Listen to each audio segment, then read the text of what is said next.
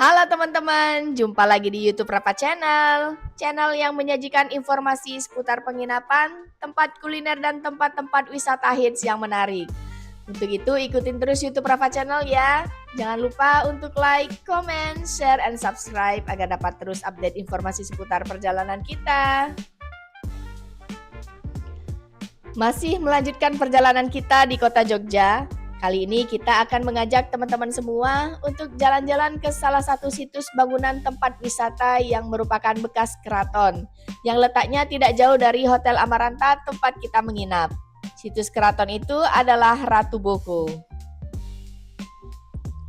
Saat ini kita sudah sampai di pos pemeriksaan kendaraan. Kita ambil tiket parkir dulu ya. Saat kita ke sini sudah sore sekitar pukul 16.30, jadi sudah tidak ramai pengunjung dan parkirannya pun tidak penuh, jadi gampang memilih tempat parkir. Pada awalnya, Keraton Ratu Boko ini dibangun sebagai wihara Buddha, Abhyagiri Wihara, oleh Rakai Panangkaran, lalu difungsikan sebagai keraton atau istana oleh penguasa Hindu berikutnya. Setelah parkir kendaraan, saatnya kita ke pos pemeriksaan tiket masuk. Kami masuk Keraton Ratu Boko ini menggunakan tiket terusan dari Candi Prambanan. Jadi kami tidak beli tiket lagi ya teman-teman.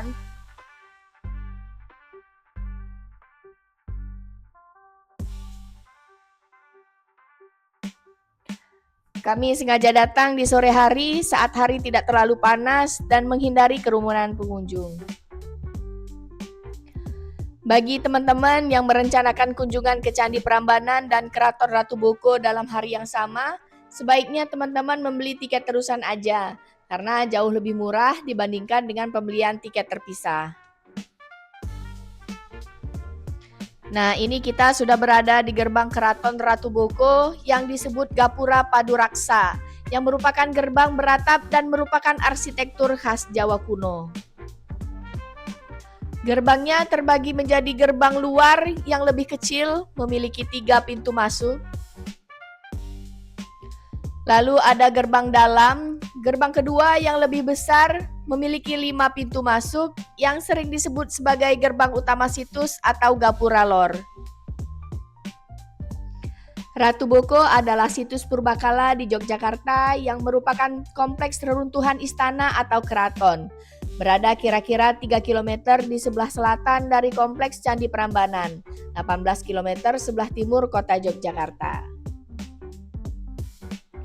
Kalau kalian kira Ratu Boko itu adalah nama seorang perempuan atau seorang ratu, kalian salah.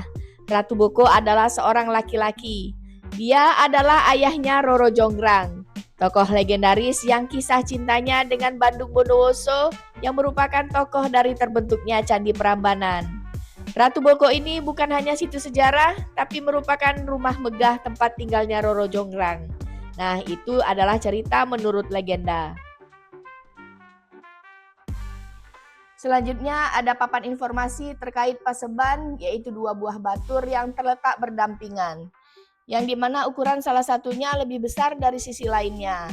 Selain makna tersebut, kalau kita cari artinya, Paseban itu adalah bangunan semacam balai atau tempat singgah yang terletak di area Keraton Ratu Boko, berfungsi sebagai tempat untuk menghadap raja sebelum bertemu di pendopo utama. Biasanya terbuat dari kayu atau penyangga tiangnya dari batu. Fitur kompleks Ratu Boko ini memiliki gapura-gapura megah, paseban, pendopo, goa, keputren, candi pembakaran, dan sumur suci, serta menawarkan pemandangan kota Yogyakarta yang memukau dari ketinggian. Nah, ini kita memasuki bagian dalam sisi Ratu Boko yang merupakan bagian inti dari Keraton Ratu Boko.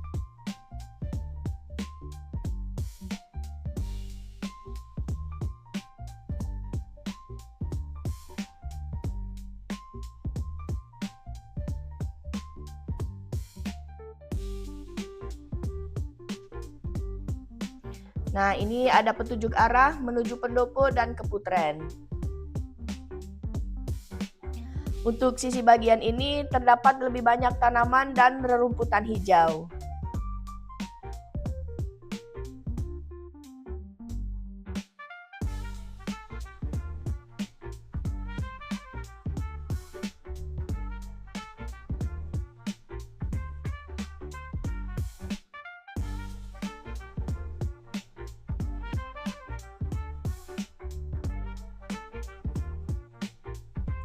Selanjutnya ada petunjuk arah lagi untuk menuju goa, gapuran, keputaran, serta pendopo.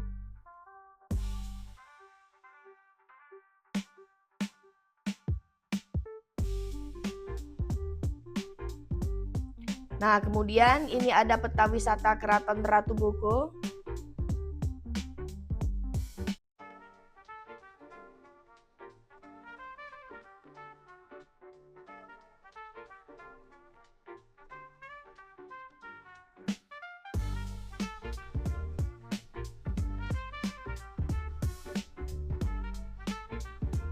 Kalau ini mungkin semacam tempat pemandian.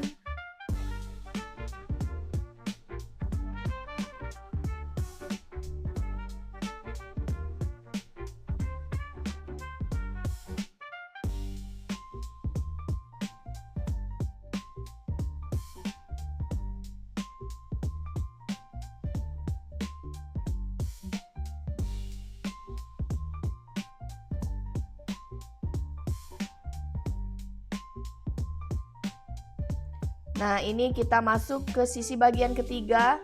Setiap bagian pada Keraton Ratu Boko ini memiliki pintu masuk atau penanda seperti ini.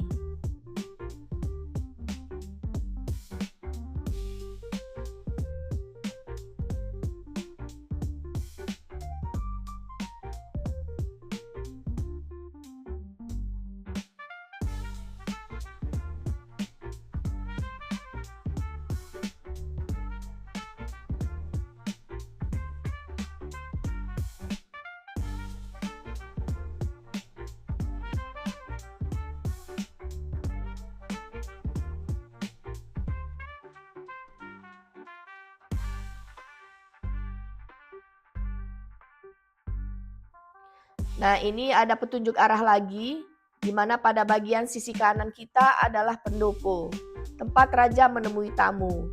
Jadi dari Paseban yang berada pada bagian awal tadi, jaraknya lumayan jauh menuju ke pendopo ini.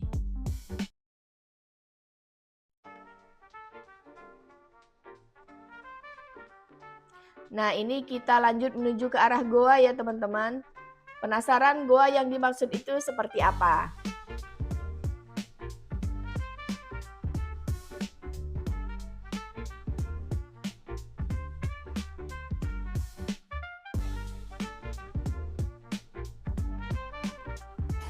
Nah, ini adalah goanya. Goa ini ada peruntukannya ya.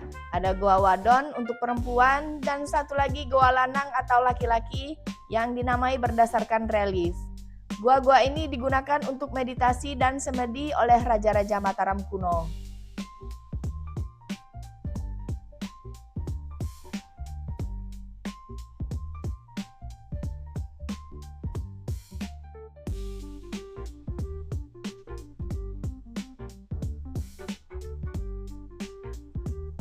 Selanjutnya kita menuju ke arah gapura, di mana nanti dari gapura ini bisa tembus ke bagian awal di Paseban tadi.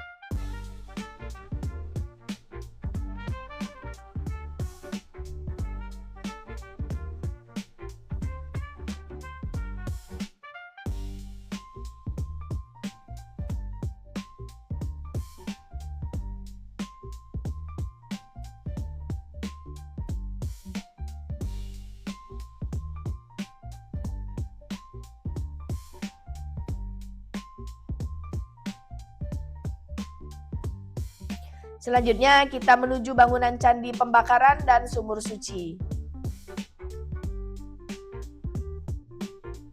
Nah, ini tempat yang dimaksud Candi Pembakaran itu. Candi Pembakaran diduga berfungsi sebagai tempat pembakaran jenazah atau sesajen berdasarkan penemuan abu. Meskipun penelitian menunjukkan abu tersebut berasal dari pembakaran kayu, bukan tulang.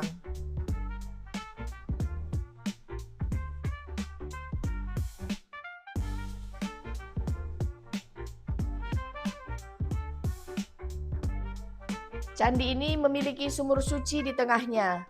Sumur suci ini berfungsi untuk keperluan ritual keagamaan Hindu, khususnya dalam upacara seperti Tawur Agung menjelang Nyepi, dan airnya dipercaya membawa keberuntungan.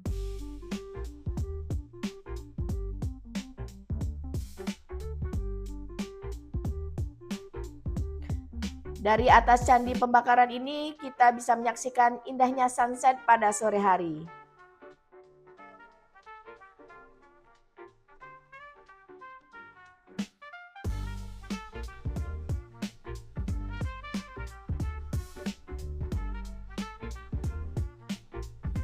Nah, ini kita kembali ke gerbang bagian depan atau Gapura Paduraksa yang menjadi salah satu spot terbaik untuk mengabadikan momen foto sunset di Ratu Boko.